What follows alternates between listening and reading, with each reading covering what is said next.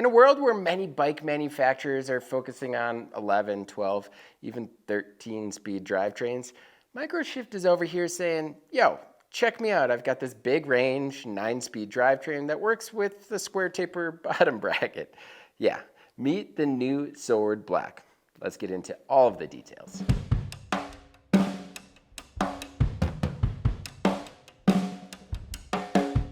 All right, so before we dive into the details, I just want to take a quick moment to let you all know that this video is supported in part by Surly Bikes. Surly, they make serious steel bikes for people that don't take themselves too seriously. They make bikes that are versatile and durable that can be dressed up or down for commuting, bike packing, ATVing, gravel grinding, or really whatever you call fun on 2 wheels. With 15 original dirt-friendly platforms, they offer something that fits just about anyone for any style of riding. So, to learn a little bit more about Surly, make sure to hit the card in the top right corner. You can also follow the link in the description below. All right, so last year you may have seen the microSHIFT Sword group, the brand's economically priced wide-range mechanical 10-speed group with 1x and 2x versions geared towards gravel riders and bike packers.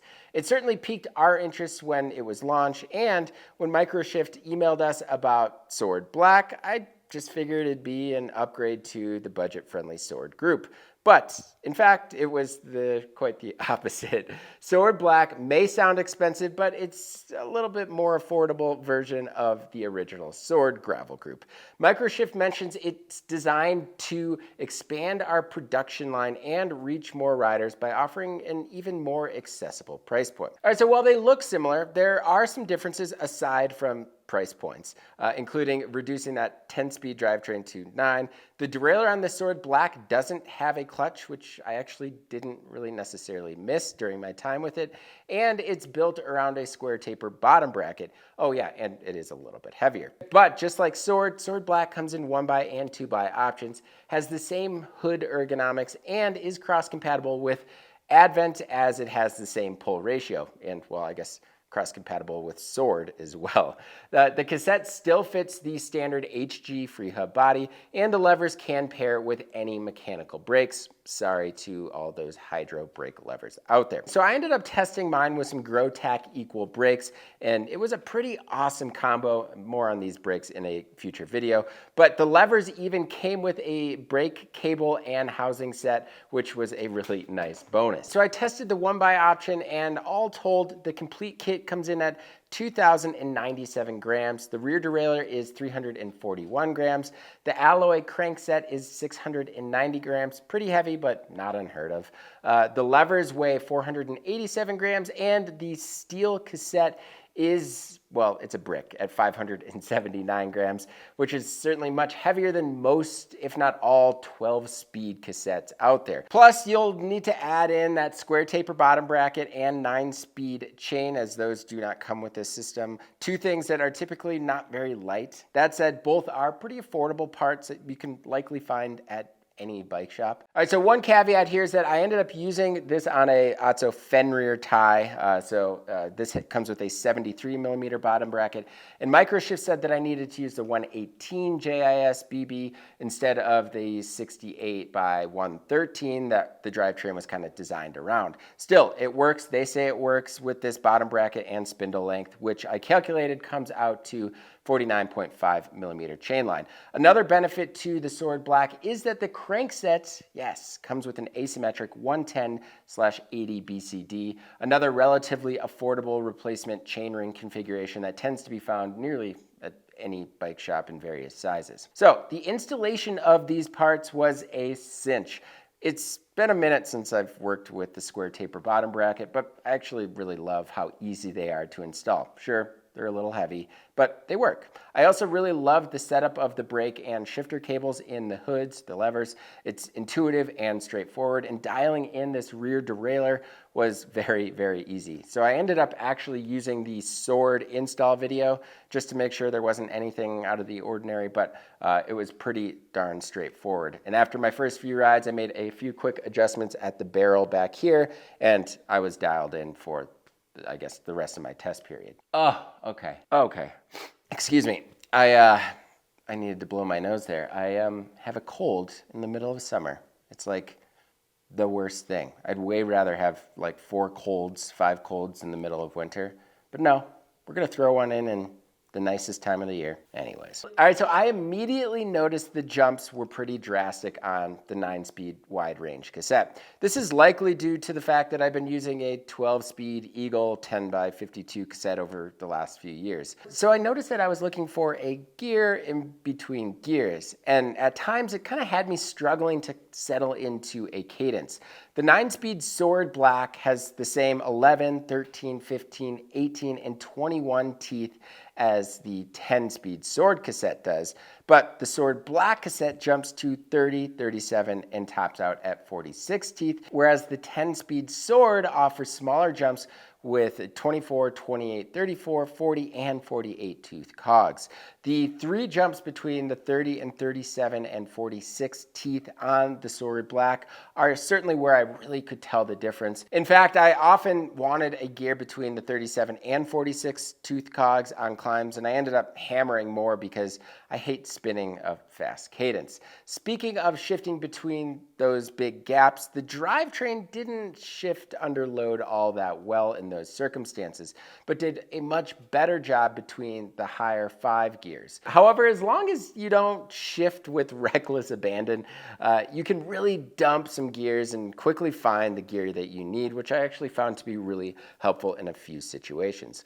All told, this configuration has a 418% range and comes with an approximately 25.12 gear inches with the 40 tooth chainring and 46 tooth big cog in the rear on 29 by 2.2 inch tires. All right, so speaking of the chainring, I think it's fair to say that some folks might find the 40 tooth chainring to be a bit steep. microSHIFT offers only 40 and 42 teeth chainrings, but obviously, as I mentioned before, there are plenty of other manufacturers offering something smaller, but it would be nice if they had, say, a 38 tooth option.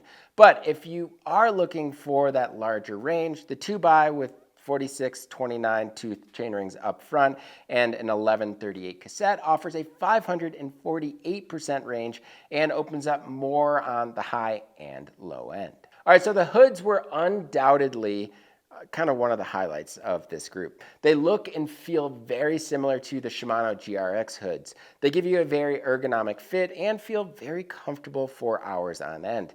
Moving down into the drops, I found that the brake levers also offered a natural braking position, especially with that little dimple in the bottom for your index finger to kind of fit into. I felt quite locked in during some unforgiving terrain and was very confident overall in these hoods. You can also adjust the lever throw by pulling the lever hood back and turning a 3mm bolt located on the top of the lever. All right, so one thing that could certainly be improved on this drivetrain was the paddles on the right shifter. So the top paddle is pretty small and kind of awkward to find when descending, especially when you're in the drops. So I found that trying to actually reach and press the upper paddle, the small one, which moves the derailleur to a higher gear, was really tough, especially when you're gripping tight at high speeds. Man, finding that little sucker was a chore. I would love to see this piece made larger, and if I'm kind of being picky here, I actually would also like them to kind of protrude out a little bit more to help find them easier and shift without needing to push them in so far. This is certainly one thing that I love from the Advent X levers that I'd love to see brought over to this group. Now, as this is a gravel group set, I put it on a gravel-ish bike and did some gravel-ish things. The drivetrain saw pavement, smooth gravel roads, chunky 2-track, and plenty of single track. And not once did I drop the chain, and only a few times did I actually hear the chain hit the chainstay. I wasn't getting all too wild out there, but for a no-clutch system, I was really impressed with the quiet nature of this drivetrain. And because the derailleur is a 10 or 9-speed, I could see someone choosing the clutchless derailleur over the original Sword version to save almost 40 USD. All right, so we've seen plenty of options for drop bar drivetrains for gravel or bike packing over the last few years, but none quite like this. microSHIFT has excelled in offering a budget-friendly drivetrain that doesn't require hacks or friction shifters like the Box Prime 9 would. It's also compatible with all of their other drivetrains and parts. And overall, microSHIFT is really doing a fantastic job of kind of providing high-quality products at a very reasonable price point.